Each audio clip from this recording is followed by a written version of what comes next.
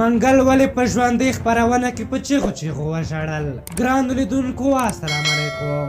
رښتیا خبره ده چې عاشق له خپلې معشوقې او مین له خپل جانان نه هېڅ وخت نشي لرې کېدی، چې دا خبره اوس منګل هم ثابته کړه. د پښتو ژبې نامتو سندرغاړي منګل تېره ورځ په یوه ټلویزیوني خپرونه کې په چیغو چیغو وژړل. هغه په طلوع تلویزیون کې میلمه و او په خپرونه کې خپل ځینې شعرونه ویل چې د وروستي شعر پر مهال یې ساه بندېږي او په چیغو چیغو ژاړي. د منګل له دې ژړا سره د نتاکې سترګې هم له اوښکو ډکېږي او په تالار کې چوپتیا خپرېږي.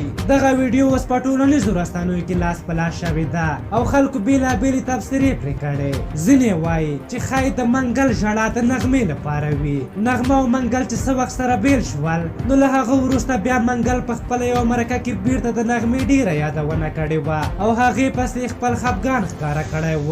په هر حال تېرو ورځو کې د نغمې یوه نوې سندره ربابي ملنګه راشه هم خپره شوې ده، خو هغې خپل پخوانی ملنګ منګل په ژوندۍ خپرونه کې په خپلو یادونو وژړاوه. د نغمې او منګل د واده ډېر کلونه تېر شوي. دواړه د پښتو ژبې نامتو سندرغاړي دي چې ډېری وخت د خپل ګډ ژوند پر مهال ګډې سندرې هم ویلې دي. د دواړو له جلا کېدو وروسته دا لومړی ځل دی چې منګل په داسې حالات کې ولیدل شو.